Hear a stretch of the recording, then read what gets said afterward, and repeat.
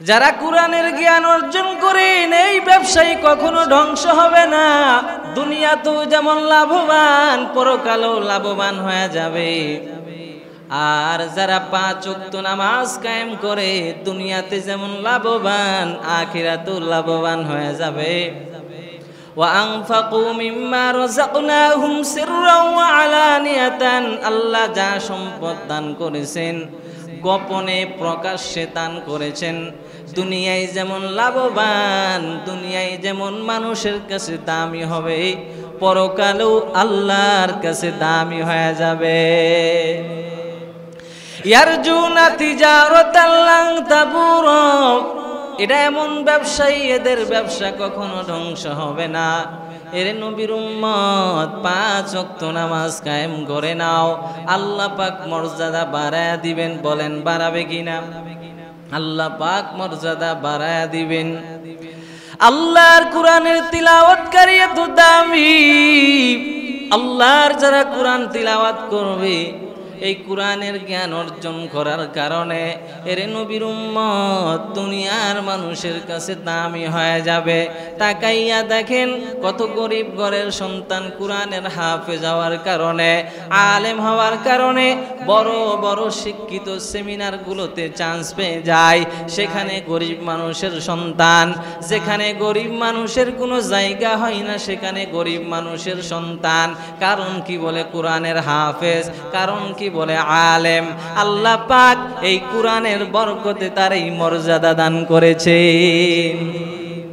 কোরআন এমন দামি কিতাব, এই কোরআন ধরলেও সওয়াব, এই কোরআন পড়লেও সওয়াব, বুঝে বুঝে পড়লে আরো ডাবল সওয়াব।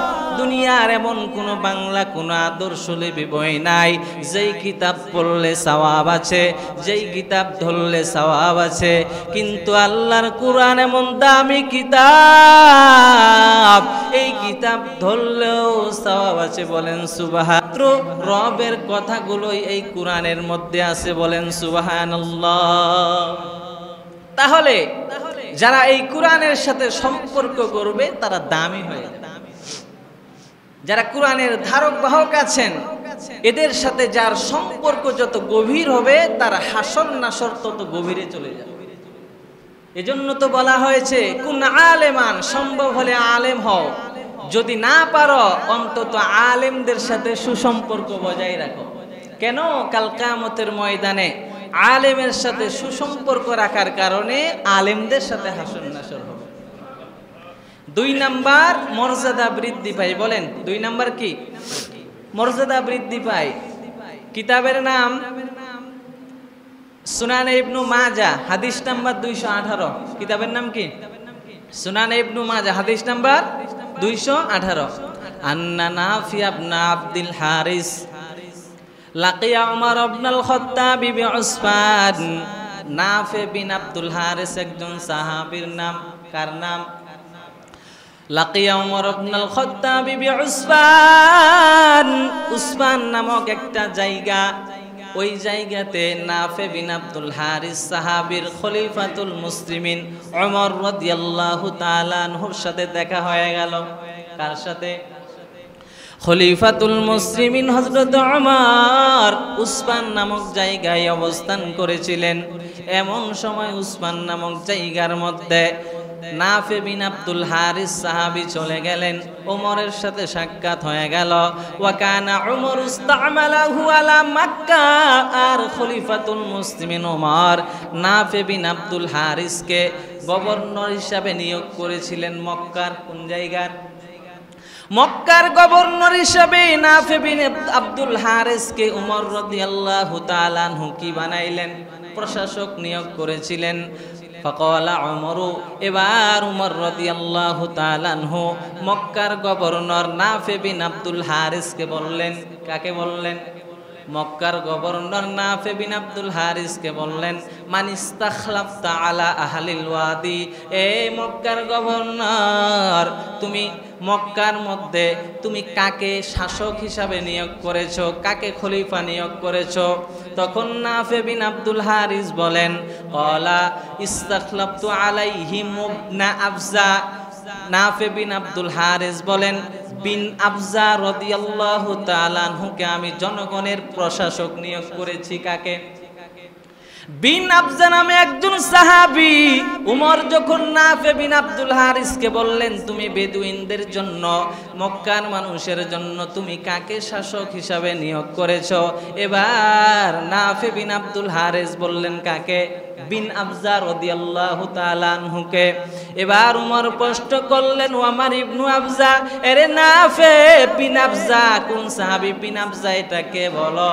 এবার এই নাফে বিন আব্দুল হারিস বললেন, ক্বালা রাজুলুম মিন মাওয়ালিনা, তিনি বললেন সে আমাদের একজন মুক্ত দাস। কি বললেন? মুক্ত দাস মানে যেই গোলামকে আজাদ করে দেওয়া হয় সেই গোলামের নাম মুক্ত দাস। আগের যুগে গোলামবাদের যুগ ছিল, কথা বলেন ঠিক কিনা? সাহাবা একরামের যুগে গোলাম আর দাস ছিল, দাসীরা ছিল। এদেরকে মানুষ কাজে নিত, এদেরকে গোলাম হিসেবে মানুষ রেখে দিতেন। এবার নাফে বিন আব্দুল হারিস বললেন, ও খলিফাতুল মুসলিমিন উমর, মক্কার জনগণের প্রশাসক হিসাবে নিয়োগ করেছি বিন আফজা। উমর বলেন, বিন আফজাকে? এবার নাফে বলেন, বিন আফজা হলো ক্বালা রাজুলুম মিন মাওয়ালিনা, একজন মুক্ত দাস। ক্বালা উমরু ফাস্তাখলাফতা আলাইহিম মাওলান। এবার উমর বললেন, রে নাফে, জনগণের প্রশাসক হিসাবে একজন মুক্ত দাসকে কেন দিলা? মুক্ত দাস একজন গোলাম ছিল যাকে আজাদ করে দেওয়া হয়েছে। এই রকম একটা গোলাম বুঝানোর উদ্দেশ্য ছিল, গরিব ঘরের একজন সন্তানকে কেন তুমি জনগণের দায়িত্ব দিলা? বুঝতে পারছেন? বিন আফজা সে তো মুক্ত দাস, একজন গোলাম, এই তো গরিব ঘরের সন্তান, তারপরেও তুমি তাকে জনগণের প্রশাসক কেন বানাইলা? জনগণের এমপি কেন বানাইলা? জনগণের চেয়ারম্যান কেন বানাইলা? সে তো গরিব ঘরের সন্তান, সে তো গোলামের ঘরের গোলাম, তারপরেও তুমি তাকে কেন বানাইলা? এবার নাফে বিন আব্দুল হারিস ডাক দিয়া কয়, ক্বালা ইন্নাহু কারিউন লিকিতাবিল্লাহি তাআলা। এবার নাফে বিন আব্দুল হারিস বললেন যে ওই যে মুক্ত দাস, এতে এমন একজন মানুষ আল্লাহর কোরআনের আলেম। বলেন সুবহানাল্লাহ। আমি গরিব ঘরের সন্তানকে জনগণের প্রশাসক কেন নিয়োগ করলাম? ইন্নাহু কারিউন লিকিতাবিল্লাহি তাআলা। বিন আফজা এমন একজন সাহাবী, এই বিন আফজা আল্লাহর কিতাবের একজন কারি। সুবহানাল্লাহ। আল্লাহর কোরআনের একজন বিজ্ঞ আলেম। শুধু কারি নয়, আলিমুন বিল ফারাইজ, ফারাইজ সম্পর্কে অনেক অভিজ্ঞ। ফারাইজ মানে হলো জমি জায়গার তথ্য গবেষক। ফারাইজ মানে কি? ইলমুল ফারাইজ, ফারাইজ সম্পর্কে অনেক অভিজ্ঞ। মা বাপ মারা গেলে মেয়ে কতটুকু জমি পাবে, সন্তান ছেলে কতটুকু জমি পাবে, মা কতটুকু জমি পাবে, ফুপি কতটুকু জমি পাবে, এই জমি সংক্রান্ত বিষয়ে অনেক অভিজ্ঞ। শুধু তাই নয়, কদিন উত্তম ফয়সালাকারী, আবার বিচারক ছিলেন। বিচারের মধ্যে উত্তম ফয়সালা করতেন, হক হকের জায়গায় রাখতেন, বাতিল বাতিলের জায়গায় রাখতেন। যেখানে যেভাবে বিচার করা দরকার সেখানে সেভাবে বিচার করেন। অনেক অভিজ্ঞ একজন মানুষ, এজন্য তাকে জনগণের কি করেছি? প্রশাসক হিসাবে নিয়োগ করেছি। فقال عمر أما إن نبيكم صلى الله عليه وسلم قال। এবার খলিফাতুল মুসলিমিন উমর রাদিয়াল্লাহু তাআলা আনহু বললেন, রে আফে, তোমাদের নবী সাল্লাল্লাহু আলাইহি ওয়াসাল্লাম বলেছেন, ইন্নাল্লাহা ইয়ারফাউ বিহাদাল কিতাবি আকওয়ামান ওয়া ইয়াদাউ বিহি আখরিন। এবার উমর বললেন, তোমাদের নবী মুহাম্মদ সাল্লাল্লাহু আলাইহি ওয়াসাল্লাম বলেছেন, আল্লাহর কোরআন এমন দামি কিতাব, আল্লাহ পাক এই কোরআনের মাধ্যমে কতজন মানুষের সম্মান বাড়াইয়া দেয়, আবার কতজন মানুষের সম্মান কমায়া দেয়। এটা এমন একটা কোরআন, যারা কোরআনের ধারক বাহক হবে, যারা কোরআনের আলেম হবে, আল্লাহ পাক তাদের মর্যাদা বাড়ায়া দেয়। আর যারা এই কোরআনের অপব্যবহার করবেন, এই কোরআনের মন গড়া যারা তাফসীর করবেন, যারা এই কোরআনের ইলম শিক্ষা করে কোরআনের মতো আমল করবে না, যাদের ভিতরে কোরআনের আমল নাই, কোরআন শিক্ষা করছে, হাফেজ হইছে কিন্তু ইয়াদ নাই, স্মরণ নাই, কোরআনের তিলাওয়াত করে না, আল্লাহ পাক তাদের মর্যাদা কমায়া দিবেন। দেয় কি দেয় না? যারা কোরআনের হাফেজ আলেম, আল্লাহ পাক এই কোরআনের দ্বারাই মানুষের সম্মান বাড়ায় দেয়। এই তো বললাম, গরিব মানুষের সন্তান, গরিব মানুষকে বড় লোকেরা দাওয়াত করতে চায় না, অথচ এই গরিবের সন্তান যখন হাফেজ হয়ে এলাকায় আসে, বড় লোকের বাড়িতে এই সন্তানকে দোয়ার জন্য ডাকে। সুবহানাল্লাহ, যে আমার জন্য একটু দোয়া করেন। দোয়াটা কি কম বড় বিষয় আপনি মনে করতেছেন? বড় বড় ধনী ধনী মানুষেরা যদি বলেন আমার নাজাতের জন্য দোয়া করেন, তাও গরিব লোকের একটা সন্তানকে কিসের কারণে? কোরআনের ইলমের কারণে। আজকে তো আমাদের সন্তানগুলোকে আলেম বানাইতে আমরা চাই না, কি করে খাবে আমরা সেই চিন্তা করি। আলেম হবে, চাকরি নাই বাকরি নাই, কি করে খাবে এই চিন্তা আমরা সর্বপ্রথম করি। আপনি যদি আলেম বানাইতে গেলে আপনি চাকরির চিন্তা করেন, এটা তো আপনার হওয়া উচিত ছিল না। আপনার হওয়া উচিত ছিল এটা, আমার ছেলেকে আলেম বানাবো, আমার ছেলেটা আখিরাতের ফসল। কারণ দুনিয়াতে আমি চিরদিন থাকবো না। যেই 2-4-5 বিঘা সম্পদ আছে, আল্লাহ দিলে এই সম্পদগুলো খেয়ে শেষ করতে পারবে না। আমার ছেলে যদি হাফেজ হয়, আমার ছেলে যদি কোরআনের আলেম হয়, অন্তত কালকে যদি মরে যায়, আল্লাহ পাক এই হাফেজ ছেলেটার উসিলায় আমার কবরে আযাব মাফ করে। এই উসিলাই না আমাদের কোরআনের হাফেজ বানানো দরকার ছিল। আমরা যখন এই কোরআনের হাফেজ বানানোর জন্য সন্তানকে মাদ্রাসায় ভর্তি করি, সর্বপ্রথম আমাদের সমাজের যেই সমস্ত শিক্ষিত মানুষেরা আছে এরাই প্রতিবাদ করে, এই ছেলেটা হুজুর বানাবি, মরবিনি, হ্যাঁ ডাক্তার বানাবি, ইঞ্জিনিয়ার বানাবি। সর্বপ্রথম সমাজের যারা শিক্ষিত মানুষ তারাই প্রতিবাদ করে। করে কি করে না? আত্মীয় স্বজনদের মধ্যে একদল আছে যে এরাও প্রতিবাদ করে যে সন্তানকে আলেম বানানোর দরকার নাই, ভালোভাবে লেখাপড়া করো, ভালো চাকরি করাও।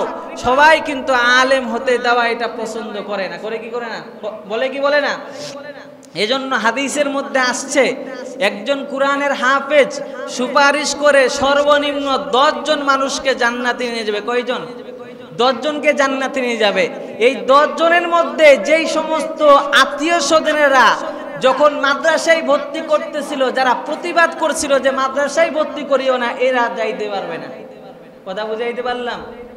ওই 10 জন থাকতে হবে যারা তাকে সাপোর্ট করেছিল, যারা তাকে সহযোগিতা করেছিল, সেই 10 জন তার সুপারিশে জান্নাতে যাবে।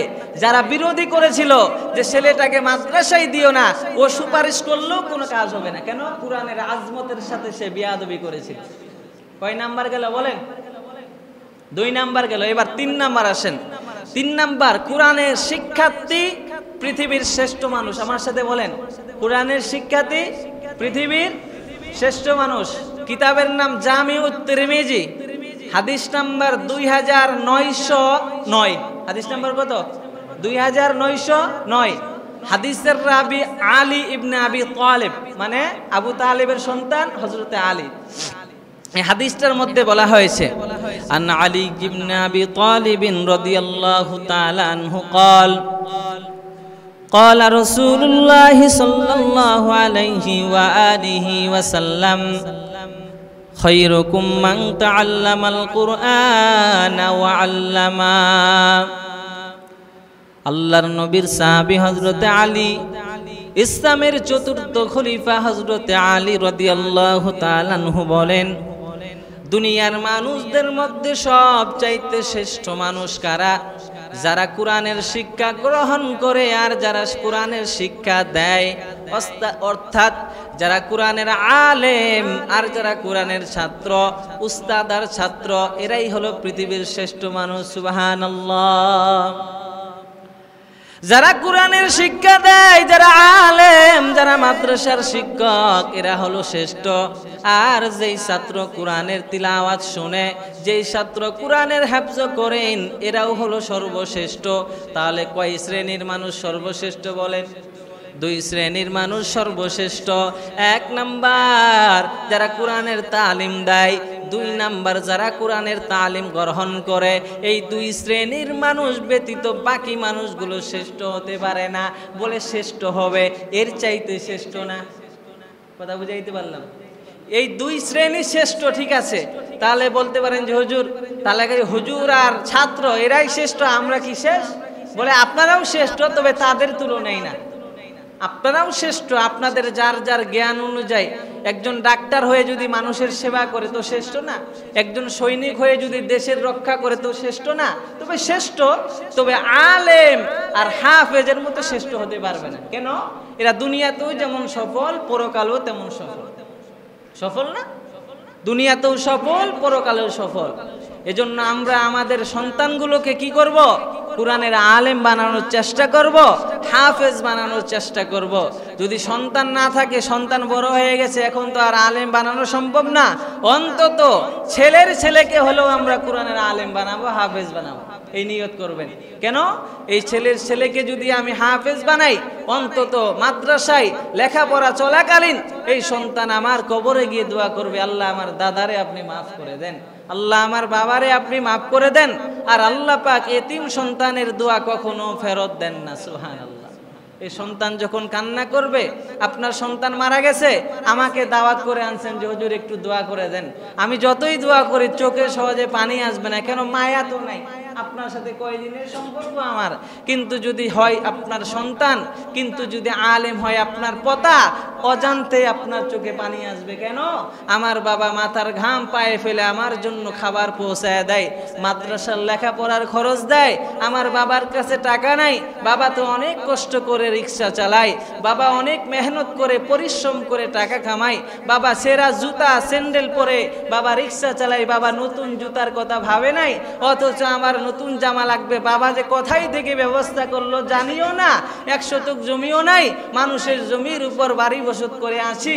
এই সন্তান যখন মাদ্রাসায় পড়বে, বাবা যদি মারা যায়, সন্তান অঝরে কেঁদে দিবে, আল্লাহ আমার বাবা আমার জন্য যা করেছিল, যা কষ্ট করেছিল, এই কষ্ট আজ শেষ হয়ে গেল, আমার বট গাছটা আমার মাথার উপর থেকে আজকে বিদায় হয়ে গেল, আল্লাহ আমার বাবাকে তুমি জান্নাত দান করো।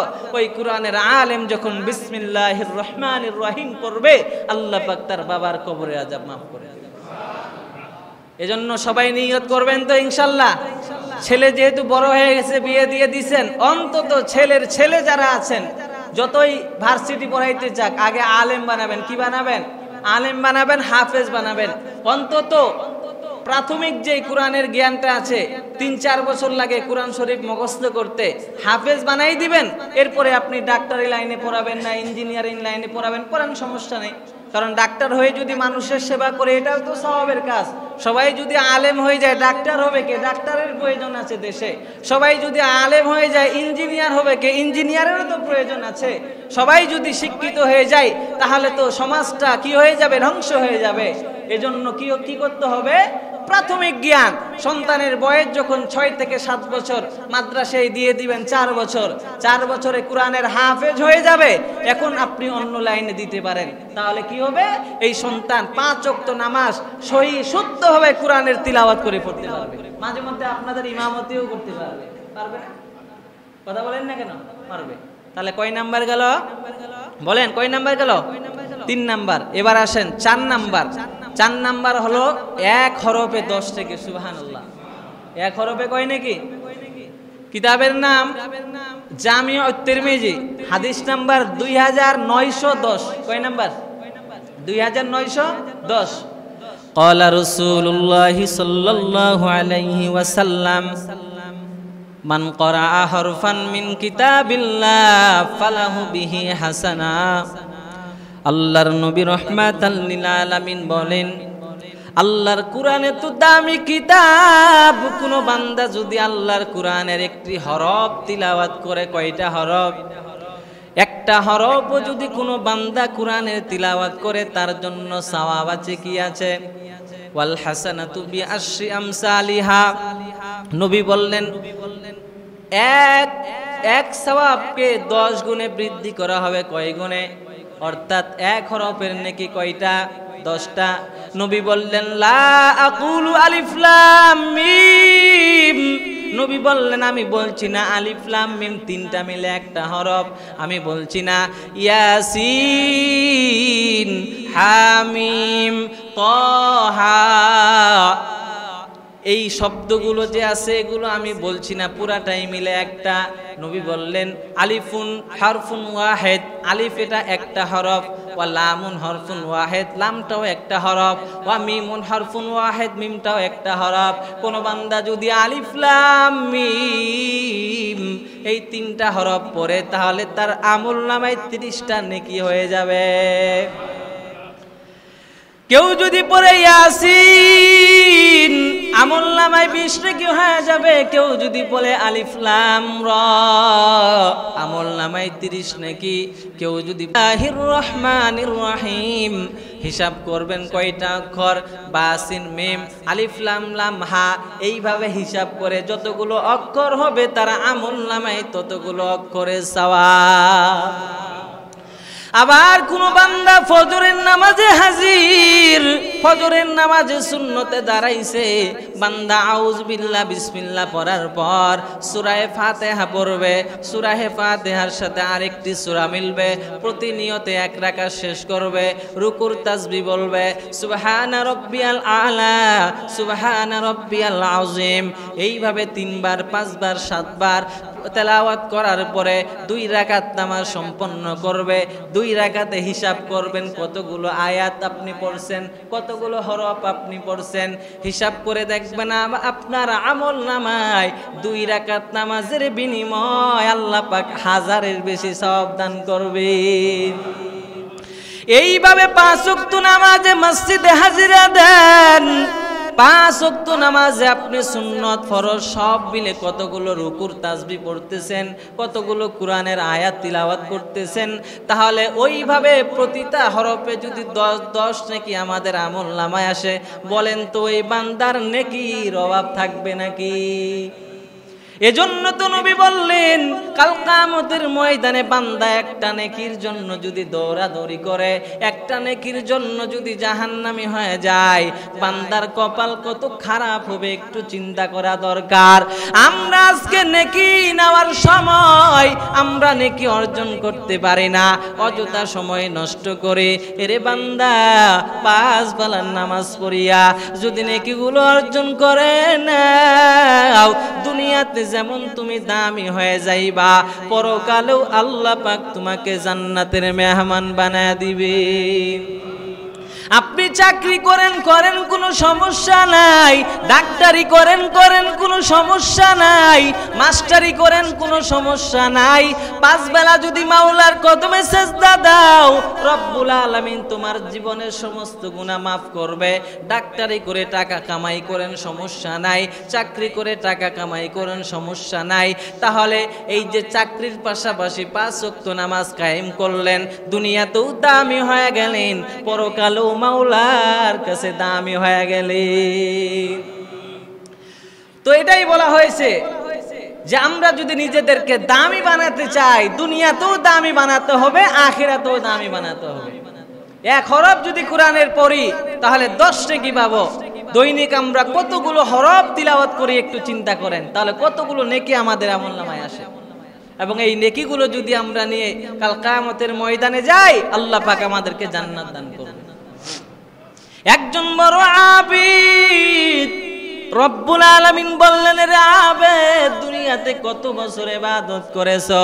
এবার আবেদ বলেন, আল্লাহ দুনিয়াতে 500 বছর ইবাদত করেছি। কয় বছর? 500 বছরে কোনোদিন তাহাজ্জুদ বাদ দেয় নাই, ইশরাক ওয়াবিন তাহিয়াতুল যুর কোনো নামাজ আমি বাদ দেই নাই। রাতের বেলা দুনিয়ার সমস্ত মানুষ যখন ঘুমায়া যায়, আমি বান্দা শীতকালে কম্বলগুলো ফালাইয়া লেপ ফালাইয়া ঠান্ডা পানি দিয়ে ওযু বানায়া, ও আল্লাহ মসজিদের মুসল্লায় দাঁড়াইয়া তোমার কদমে সেজদা করেছি। ও আল্লাহ দুনিয়ার সমস্ত মানুষের দরওয়াজা বন্ধ হয়ে গেছে, আমি জানি আপনার রহমতের দরওয়াজা খোলা। ও আল্লাহ আপনার রহমতের দরওয়াজা খোলা দেখে আমি আল্লাহ আপনার কদমে সেজদায় পড়ে কান্না করেছি। এইভাবে 1 দিন 2 দিন 1 বছর 2 বছর 100 বছর 200 বছর করতে করতে কয়শো বছর বছর 500 বছর ইবাদত করেছে। আল্লাহ ডাক দিয়া কয়, এ 500 বছরের আবেদ, এখন জান্নাতে যাও, তবে আমার রহমত দ্বারা জান্নাতে যাইবা নাকি তোমার আমল দ্বারা জান্নাতে যাইবা? এবার আবেদ ডাক দিয়া কয়, দয়ার মালিক, জীবনে তো কম আমল করি নাই, কম ইবাদত করি নাই রে আল্লাহ, এত কষ্ট করে আমি ইবাদত করেছি, এত কষ্ট করে আমি আমল করেছি, ও আল্লাহ মনে তো চাই, মনের আকাঙ্ক্ষা আমার আমল দ্বারা আমি জান্নাতে যেতে চাই। এবার আল্লাহ বলে, রে গোলাম, 500 বছর ইবাদত করেছো, 500 বছরে আমি আল্লাহর কত নিয়ামত আমি তোরে দিয়েছি, আমার দেওয়া পানি, আমার দেওয়া মাছ, আমার দেওয়া মাংস, কত কিছু তুই বান্দা উপভোগ করেছো। এবার আল্লাহ পাক জাহান্নামের একটা আঁচ দিবেন, জাহান্নামের সামান্য আঁচের কারণে আল্লাহর বান্দা 500 বছরের আবেদ এমন ভাবে তার পিপাসা লাগলো, আল্লাহর বান্দা এবার পানি খোঁজার জন্য পাগল হয়ে গেলেন। পানি খুঁজতে খুঁজতে কোথাও পানি নাই। একজন ফেরেশতা পানি বিক্রি করতেছেন, পানি লাগবে নি, পানি লাগবে নি। আল্লাহর বান্দা আবেদ বলেন, ভাই তুমি পানি কোথায় পাইলা? বলে, পানি আমার বড় প্রয়োজন। এবার আল্লাহর বান্দা বলেন, আমাকে 1 গ্লাস পানি দাও। ফেরেশতা বলেন, 1 গ্লাস পানির মূল্য তোমার আইডিয়া আছে নাকি? কত মূল্য জানায় দেন। এবার ফেরেশতা বলেন, এ আল্লাহর গোলাম, 1 গ্লাস পানির মূল্য 500 বছরের ইবাদত, 500 বছরের ইবাদত যদি দাও 1 গ্লাস পানি পাইবা। কয় বছরের? 500 বছরের ইবাদত, 1 গ্লাস পানির মূল্য। রে আল্লাহর বান্দা, মনে করিও না 5 বেলা নামাজ পড়ে, কত জিকির আজকার করে আমল নামা মনে হয় অনেক হয়ে গেছে, কিন্তু বান্দা আল্লাহ যদি ধরে এই আমল তোমার কিছুই না। এবার 500 বছরের আবেদ বলেন, জাহান্নামের তাপ এমন দাওয়া দিছে, এখন তো পানি না খাইলে কলিজা শেষ হয়ে যাবে, এমনি মারা যাব। আল্লাহর বান্দা আবেদ এবার বলেন, ও ফেরেশতা দাও, পানি দাও, 500 বছরের ইবাদত নিয়ে নাও, আগে জানটা বাঁচাই, সম্পদ থাকলে থাকবে, না হয় না থাকবে, আগে জানটা আমি বাঁচাই। আল্লাহর বান্দা 500 বছরের ইবাদত দিয়া দিল, 1 গ্লাস পানি নিয়ে নেয়। 1 গ্লাস পানি যখন পান করলেন, এবার আল্লাহ তাআলা শুকরিয়া আদায় করলেন। আল্লাহকে বলেন, ও দয়ার মালিক, তোমার কারিশমা কেমন? ও আল্লাহ, আমার 500 বছরের ইবাদত চাই না, আমার কষ্ট আমি দেখতে চাই না। ও রব্বে কারীম, তোমার রহমতের দ্বারা জান্নাত দান করেন। এবার আমার আল্লাহ তো রহমান, আমার আল্লাহ তো গফফার, আমার আল্লাহ তো রহিম। আমার আল্লাহ এবার রহম করে, দয়া করে আমার আল্লাহ ওই বান্দারে জান্নাতের মেহমান বানায় দিল। এরে ভাইজান, মনে করিয়েন না আমল জীবনে অনেক করেছি, এমন হতে পারে আমার এই আমলগুলো আমার ঋণ পরিশোধ করতে যাবে। আমার এই আমলগুলো জান্নাতে যেতে হলে যেই পরিমাণ আমল প্রয়োজন হবে, এই পরিমাণ আমল হয়তো বা আমি এখনো করতে পারি নাই। এজন্য তো নবী জানায়া দেয়, আখলিস দীনাকা ইয়াকফিকাল আমালুল কলিল, বান্দা অল্প আমল কর, অল্প আমল তোমার নাজাতের জন্য যথেষ্ট। শর্ত হলো আমলের মধ্যে ইখলাস থাকতে হবে। কি থাকতে হবে? আমলের মধ্যে তোমার নিয়ত পরিপূর্ণ করে নাও। বান্দা, তুমি 10 জন মানুষকে খাওয়াবা আল্লাহকে সন্তুষ্টি করার জন্য, তুমি যদি মনে মনে নিয়ত নাও, আমার মতো ধনী এলাকায় কেউ নাই, আমার মতো প্রতাপশালী এলাকায় কেউ নাই, আমি খাওয়াবো, মানুষ দেখবে, মানুষ মনে মনে ভাববে, হাই রে হাই, ওই বান্দা এত বড় মানুষ, 10 জন মানুষকে খাওয়াইতে পারে, আর আমার কপাল কত খারাপ, আমি একজন মানুষকে খাওয়াইতে পারি না, সামর্থ্য আমার নাই। ওই বান্দা কত ধনী রে, ওই বান্দা 10 জন মানুষকে খাওয়ায়। তোমার মনে মনে যদি এই নিয়ত থাকে, তোমার আমল বরবাদ। নিয়ত করবা একজন আল্লাহকে খুশি করার জন্য, ও আল্লাহ তুমি সম্পদ দান করেছ, তোমার বান্দাগুলোকে খাওয়াইতেছি, আল্লাহ তোমার শুকর। কত গরিব দুঃখী মানুষ রাস্তাঘাটে বেড়ায়, মানুষদের অভাব অনটনের কারণে কিছু খাইতে পারে না, আমি তাকে কিছু টাকা দিয়ে সহযোগিতা করলাম। নিয়ত থাকতে হবে কাকে খুশি করার জন্য? বলেন, আল্লাহকে খুশি করার জন্য। আমাদের নিয়ত যদি আল্লাহকে খুশি করার জন্য না হয়, আমরা 100টা উট কুরবানি করলেও আমাদের কুরবানি আদায় হবে না। আমার নিয়ত যদি থাকে এলাকার টপ গরু কিনতে হবে, এলাকার কি টপ গরু কিনতে হবে, তারপর কুরবানি দিব, লাভ নেই। আপনি যদি 100 মন কি বলে 10 মন গরু যদি আপনি ক্রয় করেন, 2 লাখ টাকা দিয়ে, 4 লাখ টাকা দিয়ে, 10 লাখ টাকা দিয়েও যদি আপনি গরু ক্রয় করেন, নিয়তের মধ্যে ভেজাল থাকলে আপনার কুরবানি হবে না। হবে? কথা বলেন না কেন? কয় নাম্বার গেল বলেন? 4 নাম্বার। 5 নাম্বারটা বলে আজকের আলোচনা শেষ করব। 5 নাম্বার হলো কুরআন পাঠকারীর দৃষ্টান্ত মিষ্টি কমলার মতো। বলেন, কুরআন পাঠকারীর দৃষ্টান্ত কার মতো? মিষ্টি কমলার মতো। কিতাবের নাম সহিহ বুখারী, হাদিস নাম্বার 5427। কয় নাম্বার হাদিস? 5427। হাদিসের রাবি আবু মুসা আল আশআরী রাদিয়াল্লাহু তাআলা আনহু, তিনি বলেন, আন আবি মুসা আল আশআরী রাদিয়াল্লাহু তাআলা আনহু قال قال رسول الله صلى الله عليه وآله وسلم مثل المؤمن الذي يقرأ القرآن كمثل الأترجة। নবী বলেন, যেই মুমিন বান্দা আল্লাহর কোরআনের তিলাওয়াত করেন, কার কোরআন?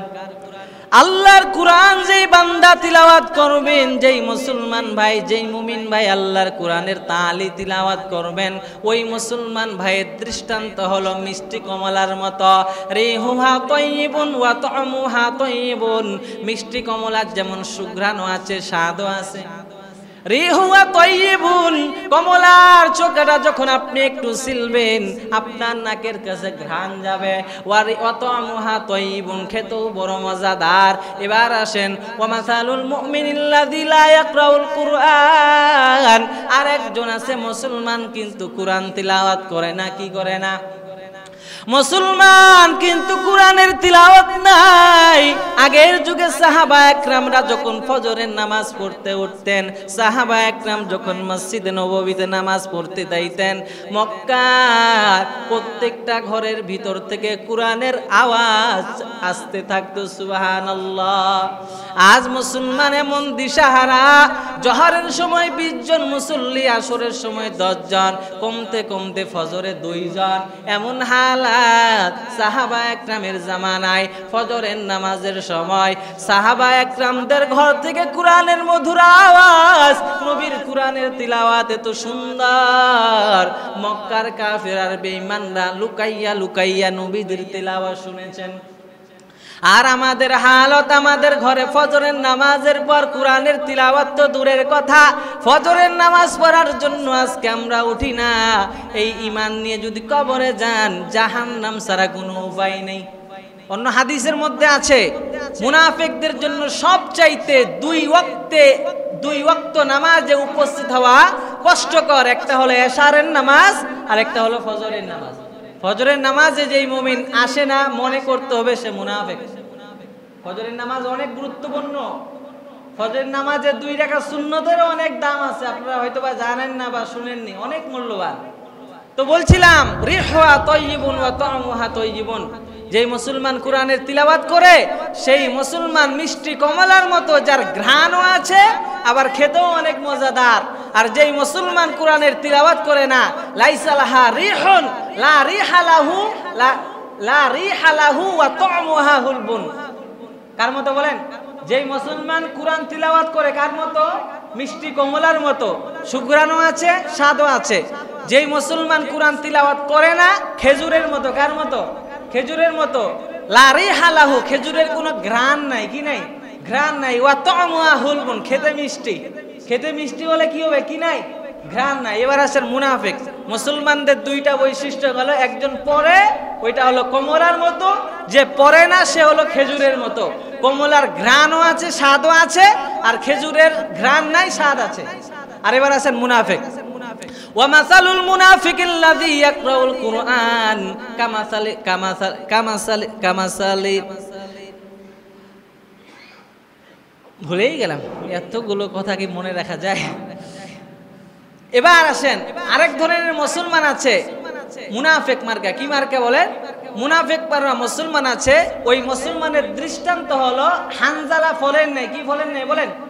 হানজালা ফলের নাই, লাইসা লাহা রিহুন ওয়া তা'মুহা হুলবুন, যার কোনো স্বাদও নাই ঘ্রাণও নেই। কি নাই? স্বাদও নাই ঘ্রাণও নেই। মুনাফিকরা উপরে উপরে যতই বলুক আমরা মুসলমান, তলে তলে কাফেরদের সাথে যারা হাত মিলায় এরা মুসলমান হতে পারে না, মুনাফিক। এর নাম কি? মুনাফিক। নবীদের যুগেও মুনাফিক মার্কা মুসলমান ছিল। এই সমস্ত মুসলমানেরা তারা বলতো যে আমরা মুসলমানদের সাথে আছি, সাহাবা একরামের সাথে আছি, কিন্তু তলে তলে কাফেরদের সাথে হাত মিলাইতেন। কাফেররা যদি তাদেরকে বলতো এই তোরা তো মুসলমানদের লোক, আমাদের সাথে কি করিস, তখন তারা বলে এই আমরা তো তাদের কাছ থেকে তথ্য সংগ্রহ করার জন্য ছিলাম, তাদের কাছে তথ্য সংগ্রহ করে তোমাদের কাছে বলতেছি। তাহলে বলেন তো এই ঈমানের কোনো দাম আছে? এই ঈমানের কোনো দাম নেই। তো যাই হোক, কুরআন পাঠকারী নির্বাচিত কয় মর্যাদা বলেন? 12 মর্যাদার কয় নাম্বার পর্বের আলোচনা গেল? 1 নাম্বার পর্বের আলোচনা বললাম 5টা, আরো আছে কয়টা? 7টা 8টা। আরো 2 শুক্রবার লাগবে। কয় শুক্রবার? কথাগুলো আপনাদের দিলে বসছে তো? কুরআনের হাফেজের মা বাবা হবেন তো ইনশাআল্লাহ? যদি না পারেন, যার ছেলে বড় হয়ে গেছে এখন সম্ভব না, কাকে বানাবেন বলেন? নাতিপোতা যারা আছে তাদেরকে বানাবেন। আপনি আপনার চিন্তা করেন, আপনার দিন শেষ, আপনি কবরে যাবেন, কিভাবে আপনার কবরে সম্বল নিয়ে যাইতে হবে আপনার চিন্তা আপনাকে করতে হবে। আর যার ছোট সন্তান আছে এখন আপনারা মাদ্রাসায় দিয়ে দিবেন, ভালো মাদ্রাসা।